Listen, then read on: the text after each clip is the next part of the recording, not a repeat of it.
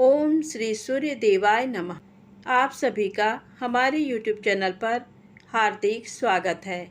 आज रविवार के दिन सुने सूरज भगवान की कहानी। एक राजा था, एक रानी। उनके पास सिपाही, घोड़े, दास दासियां, धन दौलत सब कुछ था। सिर्फ उन्हें संतान नहीं थी। इसी कारण राजा रानी बहुत ही दुखी रहते थे। संतान प्राप्ति के लिए उन्होंने हर तरह का दान धर्म, धार्मिक अनुष्ठान, जप मंत्र, व्रत, पूजा पाठ किए, लेकिन कोई फायदा नहीं हुआ। अब राजा रानी दोनों ही बुढ़ापे की ओर बढ़ते गए तो होता क्या है कि दोनों गहन सोच में पड़ गए। अब हमारे इतने बड़े राज्य का क्या होगा? कौन बनेगा इस राज्य का वारिस? कौन लेगा प्रजा की जिम्मेदारी? राजा रानी दिन रात इसी चिंता में घुलने लगे। उन्हें खाने पीने की भी सुध नहीं रहती। तो एक सुबह राजा के दरबार में एक साधु आता है। तो दासी रानी को इत्तिला करती है। तब वह दासी से कहती है, ये मेरा अंतिम दान धर्म है। इसके बाद मैं अपने हाथों से कोई दान धर्म नहीं करूँगी। रानी चावल भरा छाछ हाथ में लेकर बाहर आती है और साधु की झोली में भिक्षा डालने आगे बढ़ती है। तो उसके चेहरे पर छाई उद्विग्नता साधु की दृष्टि में आती है। वह उससे पूछता है, रानी साहिबा, क्या हुआ है? आप क्यों इतनी उदास हैं? तब रानी साधु को सारी हकीकत बताती है और सिसकने लगती है। उस पर वह साधु कुछ पल गंभीर हो जाता है और कहता है, चिंता मत करना रानी साहिबा, आपकी संतान की इच्छा पूरी हो जाएगी। आपकी कोख से एक पुत्र जन्म लेगा।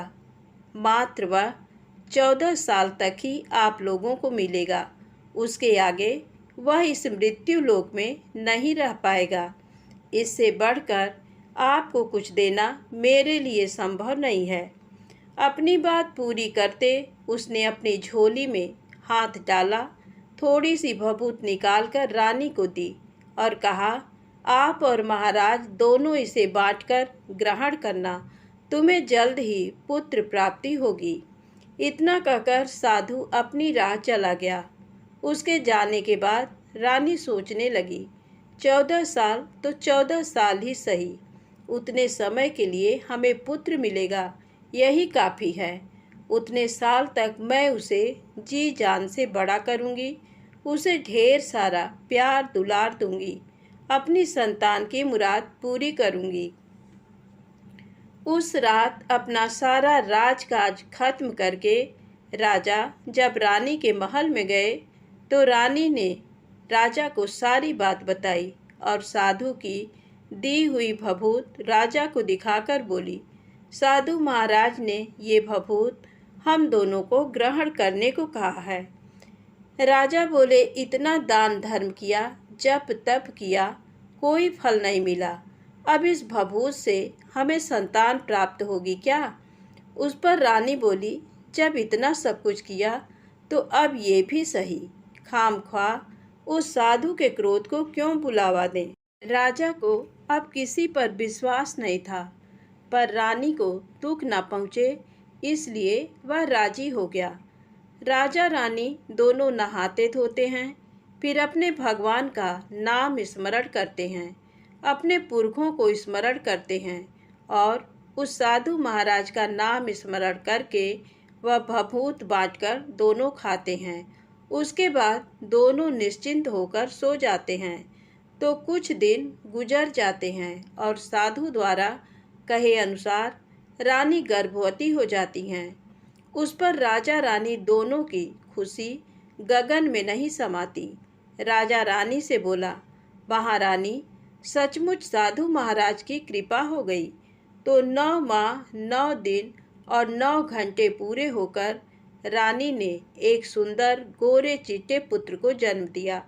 राजा ने बड़ी धूमधाम से पुत्र का नामकरण किया। सारे राज्य में 8 दिन तक अन्न संतर्पण रखा, उत्सव मनाया गया। अब पुत्र की कुंडली देखने के लिए राज्य के सबसे विद्वान पंडित जी को बुलाया। तो कुंडली देखकर पंडित जी बड़े चिंतित हो गए। कहने लगे, महाराज, हमारा राजपुत्र सिर्फ 14 साल तक हमारे पास रहेगा। राजा को इस बात की भनक थी ही, रानी को भी। साधु महाराज की बात याद थी।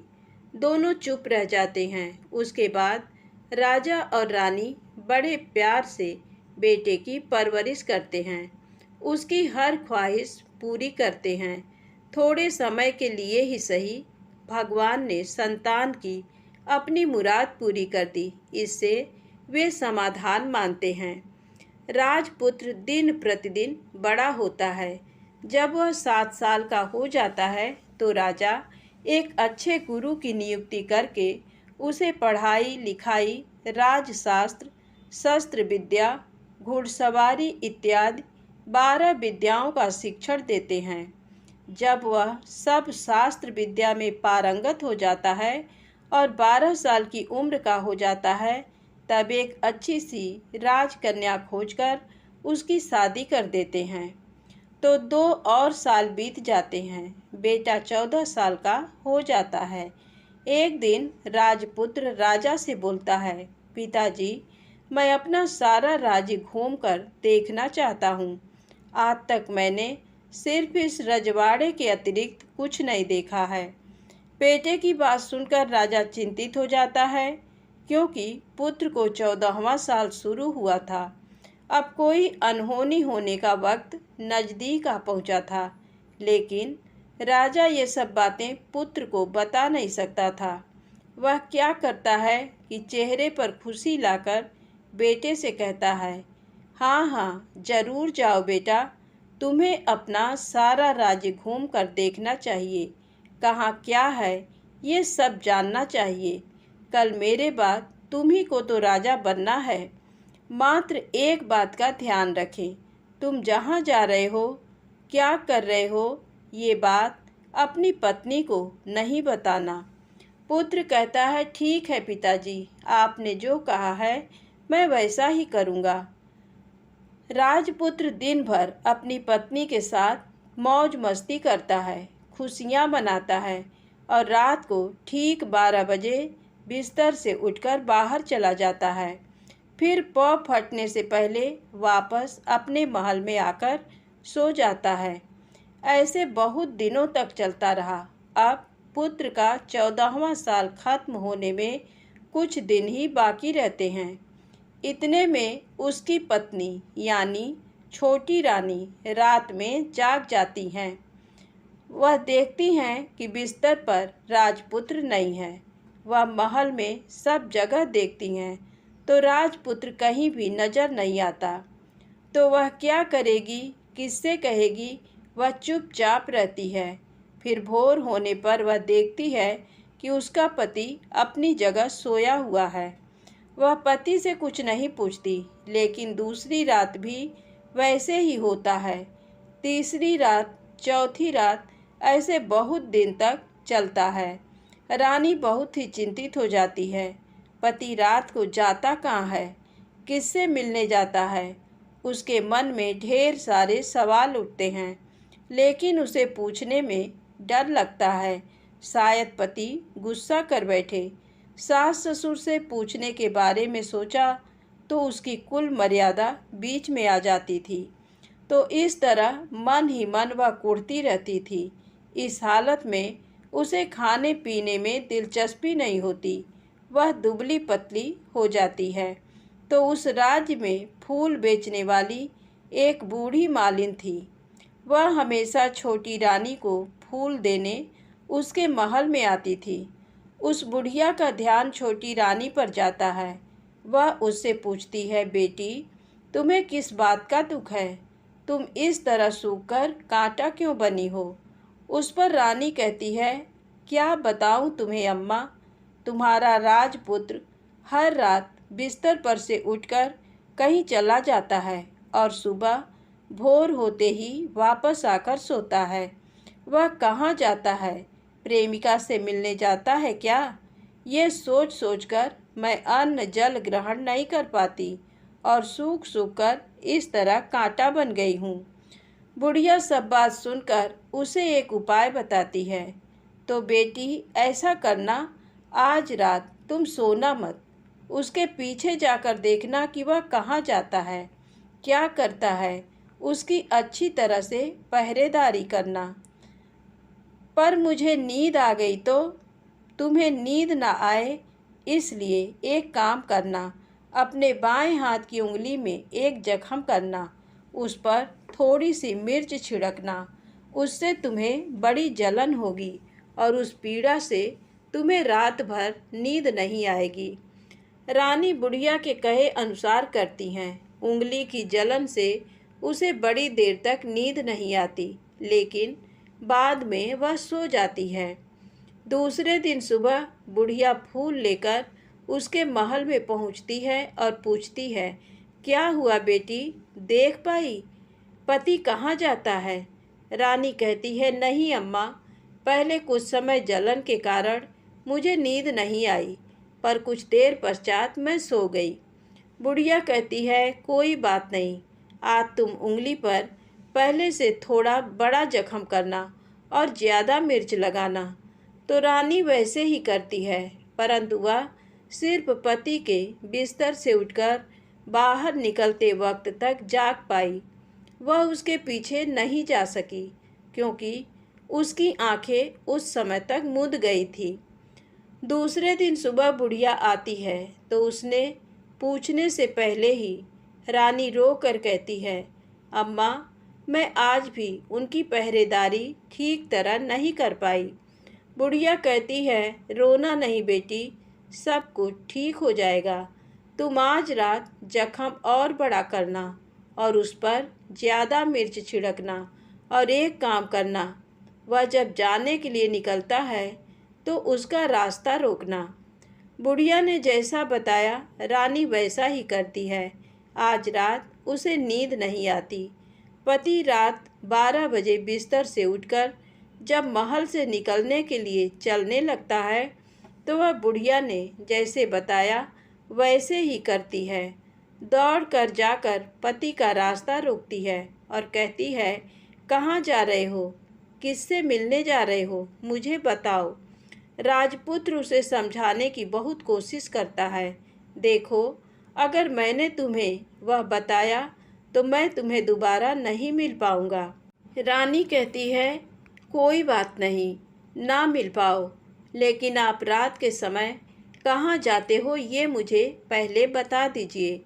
राजपुत्र निरुपाय हो जाता है। पत्नी की जिद के आगे उसकी एक नहीं चल पाती। ठीक उसी समय उसका 14वां साल खत्म होकर 15वां साल लगने वाला था। जो होता है वह हो जाने दो, वह सोचता है, और कुछ चावल मंत्रों से सिद्ध करके पत्नी को देकर कहता है, इन चावलों के दानों को दोनों हाथों की मुट्ठी में पकड़ना। पहले दाएं हाथ में पकड़े चावल मेरे ऊपर फेंकना। मैं कौन हूँ तुम्हें पता चल जाएगा। बाद में बाएं हाथ में पकड़े चावल मेरे ऊपर फेंकना। मैं जैसा था तुम्हें मिल जाऊंगा, लेकिन यदि तुम बाएं हाथ के चावल मेरे ऊपर फेंकना भूल गई तो मैं तुम्हें कभी नहीं मिल पाऊंगा। रानी ने कहा, नहीं भूलूंगी। रानी बड़े आत्मविश्वास के साथ कहकर दाएं हाथ में पकड़े चावल पति के ऊपर फेंक देती है तो राजपुत्र एकदम एक विशाल घोड़ा बन जाता है। एकदम उम्दा, सफ़ेद, गर्दन पर लंबी अयाल। देखते देखते वह तेजी से दौड़ने लगता है। रानी उस घोड़े को एकदम भौचक्की होकर देखने लगती है और पति ने बाएं हाथ के चावल फेंकने की जो बात कही थी वह भूल जाती है। उसकी आंखों के सामने घोड़ा महल से बाहर निकलकर चला जाता है। घोड़ा जो महल से बाहर जाता है तो वापस नहीं आता। अब रानी को बड़ा पश्चाताप होता है। वह स्वयं को कोसने लगती है, लेकिन अब उसका कोई फायदा नहीं होने वाला था। राजपुत्र अब वापस नहीं आने वाला था। सुबह होते ही महाराजा महारानी को सब बात पता चलती है। उन्हें बहुत दुख होता है। वे बिस्तर पकड़ते हैं और राह देखते हैं कि एक दिन उनका बेटा वापस आ जाए। इस तरह 1 महीना गुजरता है, 2 महीने गुजरते हैं, 3 महीने गुजरते हैं, आखिर 6 महीने पूरे होते हैं। राजपुत्र का कोई अता पता नहीं लगता। प्रधान राजपुत्र को ढूंढने के लिए राज्य के गांव-गांव सिपाही भेजता है, लेकिन उन्हें कोई सफलता नहीं मिलती। इधर रानी अपनी हठ के कारण पति गायब हो गया ये सोचकर स्वयं को मन ही मन कोसती हैं और प्रण लेती हैं कि कुछ भी करके पति को ढूंढ लाएंगी और उसे वापस घर लेकर आएंगी। एक दिन वह सुबह उठकर सास ससुर के महल में जाती हैं और कहती है कि मैं अपने पति की खोज में जा रही हूँ। महाराजा महारानी को और क्या चाहिए था, कुछ भी करके उनका बेटा उन्हें वापस मिलना चाहिए था। वे बहू को जाने की अनुमति देकर कहने लगे, बेटी तुम्हें जो चाहे वह करो, जहाँ जाना है वहाँ जाओ, लेकिन हमारे बेटे को वापस लेकर आओ। अब रानी अपना शाही वेश बदलकर एक सेठानी बन जाती है। कुछ दास दासियों को, कुछ नौकरों को साथ ले लिया, कुछ सामान साथ लिया और राज्य की सीमा पर जाकर वहाँ एक भोजनालय खोल दिया। वहाँ आने वाले सब यात्रियों को खाना मुफ्त में देने लगी। मात्र एक शर्त रखी कि खाने वाले को उसकी देखी कोई अजीब चीज़ उसकी मालकिन को यानी राजकन्या को बतानी पड़ेगी। तो वहाँ आने वाला हर नागरिक अपनी तरफ से मैंने ये देखा, मैंने वह देखा कहकर वहाँ से मुफ्त खाना खाकर जाता था। परंतु रानी को जो बात चाहिए थी वह अब तक मिली नहीं थी। ऐसे ही कुछ दिन बीत गए तो इधर क्या होता है कि रानी के महल में फूल लेकर जाने वाली बुढ़िया के एक बेटा और बहू थे। उनका एक छोटा बेटा था, यानी बुढ़िया का एक पोता था। तो बेटा और बहू सुबह काम के लिए निकलते थे तो पोते को संभालने की जिम्मेदारी बुढ़िया पर रहती थी। बुढ़िया दिन भर पोते को संभालती थी। एक दिन बुढ़िया को पान खाने की आदत थी तो पान लगाने के लिए चूना चाहिए था। वह उसे तैयार करने के लिए सीपियाँ लेकर आई। इन सीपियों को भूनने के लिए गोबर के कंडे चाहिए थे। कंडे इकट्ठा करने के लिए वह बांस की टोकरी लेकर चरवाहे के मैदान में गई। वहाँ बहुत सारे कंडे थे। उन्हें जमा करते करते उसे घर आने में अंधेरा हो गया। इस ओर शाम होते ही काम से वापस बेटा बहू घर पहुँचे तो देखा कि बच्चा घर पर अकेला है और रो रहा है। वे दोनों गुस्से से लाल पीले हो गए। इतने में बुढ़िया घर आ पहुँची। बेटा ने पूछा, पोते को घर अकेला छोड़कर कहाँ गई थी? बुढ़िया बताने लगी कि मैं गोबर के कंडे इकट्ठे करने गई थी। इस पर बेटा बोला, दोबारा बच्चे को अकेला घर पर छोड़कर यदि कहीं गई तो मैं तुम्हें बहुत पीटूंगा। बुढ़िया कहने लगी, नहीं बेटा, फिर कभी ऐसा नहीं करूँगी। लेकिन दूसरे ही दिन बुढ़िया वह बात भूल गई और फिर चरवाहे के मैदान पर कंडे इकट्ठा करने चली गई। शाम को जब बेटा बहू काम से वापस लौटे तो देखते हैं कि बच्चा घर पर अकेला है और रो रहा है। अब उसके बेटे की सहन शक्ति खत्म होने लगी और बुढ़िया के वापस आने पर उसे घर से निकाल दिया। बुढ़िया रात भर घर के बाहर अंधेरे में बैठी रही और सुबह होते ही हाथ में टोकरी लेकर कंडे इकट्ठा करने के लिए निकल गई। उस दिन उस पर कंडे इकट्ठा करने का मानो पागलपन सवार था। कंडे इकट्ठा करते करते कब अंधेरा छा गया उसे मालूम ही नहीं चला। उसे जब ध्यान आया तो गांव का रास्ता भी ठीक तरह से दिखाई नहीं दे रहा था। वह अंधेरे में आंखें फाड़कर देखती देखती किसी तरह आगे निकल पड़ी। तो होता क्या है कि एक कपिला गाय छन छन की आवाज़ करते, गले की घंटी बजाते ठुमक कर उस मैदान पर आ गई। उसे देखकर बुढ़िया सोचने लगी कि इस गाय के पीछे पीछे जाऊंगी तो गांव तक पहुंच जाऊंगी। तब बुढ़िया उसके पीछे पीछे जाने लगी। वह गाय क्या करती है कि उस मैदान से लेकर एक एक करके 6 मैदान पार करती है। आखिर में वह 7वें मैदान पर पहुंचती है। तो वहाँ क्या होता है कि उस मैदान पर एक बड़ा सा पत्थर है। गाय जाकर उस पत्थर को अपना सींग मारती है। सींग मारा तो वह पत्थर दूर हट गया और पाताल में नीचे जाने की सीढ़ियाँ दिखाई देने लगी। तब वह गाय उन सीढ़ियों से नीचे जाने लगी। बुढ़िया वह सब देखती रही और झट जाकर गाय की पूँछ को पकड़ लिया। पूँछ पकड़कर वह गाय के साथ नीचे पाताल में पहुंच गए। पाताल में पहुंचते ही तुरंत गाय की पूँछ छोड़ दी और इधर उधर देखने लगी। वहीं से बुढ़िया ने देखा कि पाताल में सब जगह जगमगाहट है। दिया दीप जलते हैं और तेज रोशनी गाय के ऊपर पड़ती है और वहाँ अद्भुत घटनाएं घटने लगीं।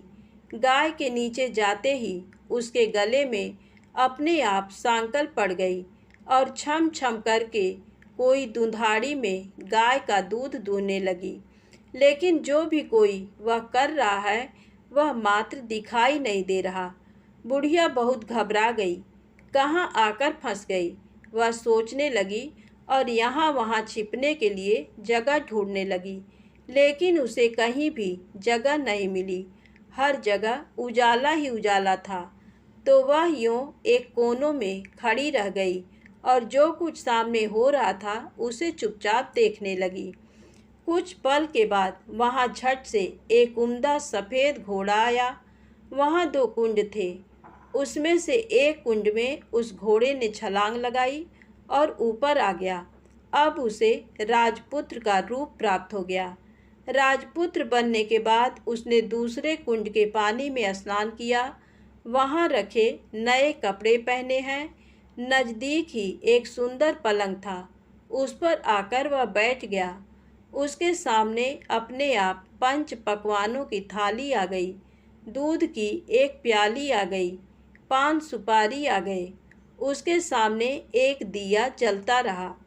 राजपुत्र ने खाना खाया, दूध पिया, 5 सुपारी खाया और बिस्तर पर लेट जाने से पहले सूर्य देव का स्मरण करके सामने जलते दिए से पूछा, दिए दिए दीपंकर, मेरे माता पिता क्या कर रहे हैं? दिया बताने लगा, बेटे के शोक में डूबे हैं। राज्य कौन संभाल रहा है? राज्य प्रधान संभालता है। मेरी पत्नी क्या करती है? उसने चौराहे पर भोजनालय शुरू किया है और आते जाते लोगों से वह नई खबर के बारे में पूछती है। दिए के ये कहते ही राजपुत्र कहने लगा, ठीक है। उसके बाद वह सो गया। बुढ़िया कोने में खड़ी रहकर ये सब देखती रही। ऐसी अद्भुत घटना उसने जिंदगी में पहली बार देखी थी। उसे अंदर ही अंदर चुलबुलाहट होने लगी। वह अपनी भूख प्यास भूल गई और आगे क्या होता है कि उसे उत्सुकता से देखने लगती है। लेकिन उसके बाद और कुछ घटनाएं नहीं घटती। रात गुजर गई और सुबह हो गई। सुबह होने पर पलंग पर सोया राजपुत्र उठा और फिर से पहले वाले कुंड में छलांग लगाई तो अब वह फिर से घोड़ा बनकर कुंड से बाहर आ गया। बाहर आते ही वह तेजी से उस पाताल नगरी से बाहर निकल गया, लेकिन वह कहाँ गया बुढ़िया को कुछ पता नहीं चला। उसके बाद पिछली रात की तरह कोई उस गाय का छम छम करके दूध दोहने लगा। जैसे ही दूध दुहाना खत्म हुआ, उसके गले की सांकल अपने आप खुल गई और वह गाय तेजी से ऊपर जाने वाली सीढ़ियाँ की ओर भागने लगी। गाय को दौड़ते देखकर बुढ़िया सोचने लगी, अब गाय के साथ यहाँ से ऊपर जाना ही समझदारी है, नहीं तो कोई मुसीबत आकर मेरे ऊपर टपक जाएगी। झट से उसने गाय की पूँछ पकड़ ली और गाय के साथ ऊपर आ गई। गाय जब ऊपर मैदान में पहुंची तो उस सुरंग का रास्ता अपने आप बंद हो गया और उसके मुंह पर एक बड़ा सा पत्थर पूर्ववत खड़ा हो गया। ऊपर आकर वह गाय जंगल की ओर निकल गई। इधर बुढ़िया एकदम बावली सी हो गई। उसने पाताल नगरी में जो कुछ देखा वह जल्द से जल्द किसी को बताने के लिए उतावली हो उठी। उसे एकदम याद आया कि नगर की सीमा पर कोई औरत भोजनालय चलाती है और नई बात बताने वाले को अच्छा खाना पीना मुफ्त में देती है। वह सोचने लगी कि क्यों न मैं ये बात उस औरत को जाकर बताऊं। यदि उसे ये बात पसंद आ गई तो बाकी जीवन खाने पीने की झंझट से मुक्ति मिलेगी। बुढ़िया ने मन में तय किया और तुरंत उस भोजनालय के द्वार पर टंगे नगाड़े के सामने खड़ी हो गई और जोर जोर से नगाड़ा बजाना शुरू कर दिया। नगाड़े का इस तरह शोर सुनकर मालकिन यानी छोटी रानी मन में प्रसन्न हो जाती हैं कि शायद कोई बड़ी बात लेकर यहाँ आया है। रानी सिपाहियों को आदेश देती है, जाइए और जो कोई आया है उसकी अच्छी खातिरदारी कीजिए। आदेश पाते ही सिपाही नीचे दौड़ गए तो एक बुढ़िया नगाड़ा बजा रही है। उन्होंने पूछा, क्यों री बुढ़िया, क्या हुआ, क्यों नगाड़ा बजा रही हो?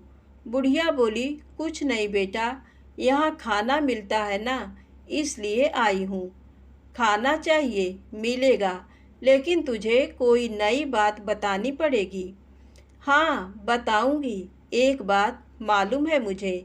इस पर सिपाही उसे अंदर लेकर आए। उनको मालकिन का आदेश था कि जो कोई बूढ़ा बुजुर्ग वहाँ आए उनके साथ अच्छी तरह पेश आना, उनका अच्छा आदर आतिथ्य करना। तो सिपाही ने उस बुढ़िया का भरपूर आदर आतिथ्य किया। उसे बड़ी सी थाली भरकर व्यंजन परोसते हैं। बुढ़िया कुछ दिनों से भूखी थी, वह खाने पर टूट पड़ी। खाना खाने के बाद सिपाही ने उसे नई साड़ी पहनने को दी। उसके बाद उसे लेकर रानी के पास आए। बुढ़िया और रानी ने तुरंत एक दूसरे को पहचान लिया। बुढ़िया बोली, बेटी तुम? और रानी बोली, अम्मा तुम? बड़ी देर तक दोनों भांति भांति की बातें करती रहीं। आखिर कुंवरनी बुढ़िया से कहने लगी, अम्मा अब बताओ तुमने क्या नई बात देखी है? नई बात? मैंने कोई नई बात देखी नहीं है। वह तो मेरे पास तुम्हें देने के लिए खाने के पैसे नहीं थे, इसलिए मैंने झूठ कहा और नगाड़ा बजाया। रानी ने कहा, अम्मा घबराना नहीं, मैं किसी को तुम्हारा नाम नहीं बताऊंगी। फिर भी बुढ़िया मैंने क्या देखा, कब देखा करके आनाकानी करने लगी। इस पर कुंवरनी ने उससे कहा, देखो अम्मा, यदि तुमने मुझे वह नई बात बताई तो जिंदगी भर मैं तुम्हारी देखभाल करूंगी और तुम्हें रानी माता की तरह रखूंगी। अब बुढ़िया बताने को तैयार हो गई। उसने जो कुछ उस चारागाह वाले मैदान पर देखा था वह सब कुछ कुंवर रानी को बता दिया। बुढ़िया की वे बातें सुनकर कुंवरनी को यकीन हो गया कि वह राजपुत्र उसी का पति है। वह तुरंत बुढ़िया से कहने लगी, अम्मा मुझे उस जगह पर ले चलो। नहीं बेटी, वह पाताल राज्य है, सांप है। यदि किसी ने तुम्हें देख लिया तो तुम्हारी जान खतरे में पड़ सकती है। लेकिन रानी उसकी एक भी नहीं सुनती। उसे उस जगह ले जाने के लिए हठ करने लगी। आखिर में बुढ़िया ने उसका कहना मान लिया और कहने लगी, ठीक है, मैं तुम्हें वहाँ लेकर चलती हूँ, पर आज नहीं कल। वहाँ जाना है तो शाम को ही जाना होगा। तो दूसरे दिन दोपहर को रानी बुढ़िया के साथ उस मैदान पर गई और एक जगह छुपकर गाय के आने की राह देखने लगी। दिन ढलते ही अंधेरा घेरने लगा और गाय हमेशा की तरह वहां आ गई। मैदान के उस कोने में जाकर उसने पत्थर पर सींग मारा तो झट से पत्थर हटकर वहां सुरंग में जाने का रास्ता खुल गया। गाय उस रास्ते से नीचे उतरने लगी तो बुढ़िया रानी से कहने लगी, जल्दी आगे बढ़ो, हम गाय की पूंछ पकड़कर नीचे उतरेंगे। तो दोनों गाय की पूंछ पकड़कर नीचे उतर गईं। बुढ़िया पहले जिस कोने में छिपी थी उस कोने में छिप गई। अब नीचे सब कुछ पहले जैसा घटित हो रहा था। गाय के गले में अपने आप सांकल पड़ गई। कोई अदृश्य रूप से उसका दूध दूहने लगा। एक सफ़ेद उम्दा घोड़े ने आकर एक कुंड में छलांग लगाई तो राजपुत्र के रूप में ऊपर आया। वह राजपुत्र दूसरे कुंड में नहाने लगा। बाद में उसके सामने खाने की थाली आ गई, दूध की प्याली आ गई, पान बीड़ा आ गया। राजपुत्र सब ग्रहण करके सोने के लिए पलंग पर गया तो सोने से पहले सूर्य देव का स्मरण करके वह दिए से पूछने लगा, दिए दिए दीपंकर, मेरे माता पिता क्या कर रहे हैं? तो दिया कुछ जवाब नहीं देता बल्कि वह बुझने लगता है। तब राजपुत्र को कुछ अघटित हुआ है इसका संदेह हो गया है। वह उदास हो गया और जो कुछ हुआ है वह हो जाने दो ऐसा सोचकर सोने के लिए बिस्तर पर लेट गया।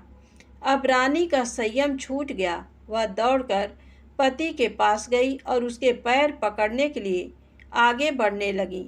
राजपुत्र तुरंत ही पत्नी को पहचान गया। वह झट से पीछे हट गया और चिल्लाने लगा, नहीं नहीं, मुझे मत छूना, सर्वनाश हो जाएगा। रानी दोनों हाथ जोड़कर पति से अपनी भूल स्वीकार करने लगी। स्वामी, मुझसे भूल हो गई। मुझे आपसे नहीं पूछना चाहिए था कि आप रात को कहाँ जाते हो। मैं अपनी भूल स्वीकार करती हूँ। मुझे मेरी भूल की सज़ा मिल गई है। अब आप घर चलें। आपके वियोग में आपके माता पिता ने बिस्तर पकड़ लिया। आपकी प्रजा भी बहुत दुखी है। उस पर राजपुत्र कहने लगा, वही तो एक बार तुम गलती कर बैठी हो, अब दोबारा मत करना, नहीं तो अब मैं तुम्हें जो दिख रहा हूँ वो अभी नहीं दिखूँगा। रानी अब विलाप करने लगी, जोर जोर से जमीन पर सिर पटकने लगी। राजपुत्र के मन में उसके प्रति दया उत्पन्न हो गई। वह उससे कहने लगा, यदि तुम मुझे पाना चाहती हो तो तुम्हें एक काम करना होगा। काम कठिन है लेकिन वह तुम्हें अकेले करना होगा। रानी ने कहा, कहो स्वामी, कितना भी कठिन काम हो मैं वह पूर्ण करूंगी। रानी कहने लगी। इस पर राजपुत्र ने उसे बताया, इस पाताल से ऊपर जाते ही तुम्हें एक घना जंगल नजर आएगा। ऐसे 6 जंगल पार करने के पश्चात 7वां जंगल मिलेगा। वह जंगल सबसे घना है। उस जंगल में बीचों बीच एक पीपल का पेड़ है। उसके आसपास की जगह पत्ते, फंदे, जटाएं, कांटे इत्यादि से ढक चुकी हैं। वहाँ बाघ, शेर, भालू, सांप सभी धमा चौकड़ी बैठती है। तुम्हें उन सबको भगाकर वह जगह साफ करनी है। उसको गोबर से लिपाई करके पवित्र बनाना है, रंगोली से सजाना है। उसके बाद वहाँ धूप, कपूर, अगरबत्ती जलानी है। फूल, कुमकुम से पेड़ की तने की पूजा करनी है। दूध, दही से बने चावल का भोग चढ़ाना है। ये सब तुम्हें दोपहर को 12 बजने के पहले करना है। 12 बजने के समय तुम्हें उस जगह पर बैठकर सूर्य भगवान का ध्यान करना है। ठीक 12 बजे सूर्य भगवान का रथ वहाँ उतरेगा। वे वह सब देखकर खुश हो जाएंगे और कहेंगे, जिस किसी ने ये सब किया है उसे मैं मनचाहा फल दूंगा। तो तुम सामने जाकर उसके रथ का दाहिना घोड़ा मांगना, मैं तुम्हें मिल जाऊंगा। इतनी बात कहकर राजपुत्र अपने पलंग पर सो गया और छोटी रानी भोर होने की राह देखने लगी। भोर होते ही वह बुढ़िया के साथ गाय की पूंछ पकड़कर ऊपर आ गई। ऊपर आने के बाद वह बुढ़िया से कहने लगी, अम्मा, अब मैं अकेले ही आगे जाऊंगी, तुम भोजनालय वापस जाओ। वह जंगल में जाकर राजपुत्र की बताई जगह ढूंढने लगी और स्वयं आरी से वह जगह साफ कर दी। बाद में राजपुत्र ने जैसे बताया वैसी लिपाई पुताई करके वापस आ गई। दूसरे दिन पौ फटने से पहले उठी और जंगल में उस जगह पहुंची। वहां जाकर इत्र, गुलाब का पानी छिड़क कर वह जगह सुगंधित की। धूप अगरबत्ती जलाकर उसे पवित्र किया और पूजा की। सब सामग्री वहां तैयार रखकर सूर्य भगवान का ध्यान करने बैठ गई। जैसा कि पति ने बताया था, दोपहर को ठीक 12 बजे सूर्य भगवान का रथ उस पीपल के पेड़ पर आकर रुका है। सूर्य भगवान ने जब रथ से नीचे देखा तो सुगंधित वातावरण देखकर वे बहुत प्रसन्न हो गए। फिर वे बोले, जिस किसी ने ये काम किया है वह यहाँ आकर आज मुझसे कुछ भी मांगे, मैं उसे दे दूंगा। रानी ने जब ये शब्द सुने तो बिना समय गंवाए दौड़कर उनके सामने आ गई और उनको साष्टांग नमस्कार करके बोली, भगवान, वह मैं ही हूँ, मैंने ही ये जगह साफ की है। अच्छा, तो तुम्हें जो चाहिए वह मांगो। भगवान, मुझे मुझे आपके रथ का दाहिना घोड़ा चाहिए। सूर्य भगवान बोले, नहीं नहीं, मैं तुम्हें और कुछ भी दे सकता हूँ, लेकिन ये घोड़ा नहीं दे सकता। मेरे रथ के 12 घोड़े हैं, तुम चाहो तो कोई और घोड़ा मांग लो, लेकिन ये दाहिना घोड़ा नहीं, वह मैं तुम्हें नहीं दे सकता। छोटी रानी एक नहीं सुनी, वह सूर्यदेव से एक ही बात कह रही थी, वही दाहिना घोड़ा दे दीजिए, नहीं तो मैं आपके पैरों में गिरकर अपनी जान दे दूंगी। अब सूर्यदेव धर्म संकट में पड़ गए। उन्होंने वचन दे दिया था, अब अपने वचन से पलट भी तो नहीं सकते थे। तब सूरज भगवान ने बोला, मैंने तुम्हें घोड़ा दे दिया, लेकिन घोड़ा तो दिया है, वह तुम्हें यहाँ नहीं मिलेगा, तुम्हें उसे पाताल में जाकर लाना होगा। रानी बोली, पाताल में ही क्या भगवान, मैं उन्हें पाने के लिए कहीं भी जा सकती हूँ। रानी को वचन देकर सूर्यदेव अपने मार्ग चले गए और इधर रानी जंगल से अपने भोजनालय में आ गई। फिर वह बुढ़िया को लेकर उस मैदान पर आ गई। जल्दी ही शाम हो गई। शाम होते ही वहाँ वह गाय आ गई और उसने सींग मारकर सुरंग का पत्थर हटाया तथा नीचे उतरने लगी। रानी और बुढ़िया जल्दी जल्दी उसकी पूंछ पकड़कर नीचे उतर गईं। नीचे पाताल में सब घटनाएं पहले की तरह ही घटने लगीं। घोड़े का एक कुंड में नहाकर राजपुत्र बन जाना, नहा धोकर पलंग पर जाकर बैठना, तो उसे खाने की थाली, दूध की प्याली आना, पान बीड़ा आना। लेकिन आज एक बात नई घटी। आज 2-2 थाली, 2-2 दूध की प्याली, 2-2 पान बीड़े उसके सामने आए। वह कुछ नहीं बोला। अपने हिस्से की थाली खाकर, दूध पीकर और पान बीड़ा चबाकर वह सोने चला गया और हमेशा की तरह दिए से पूछने लगा, दिए दिए दीपंकर, मेरे माता पिता क्या करते हैं? दिया ने बताया, वे दोनों तुम्हारे शोक से मरने की स्थिति में पहुंच गए हैं। ऐसा झट से उसकी आंखों से आंसू टपकने लगे। फिर वह पूछने लगा, दिए दिए दीपंकर, मेरा राज्य कौन चला रहा है?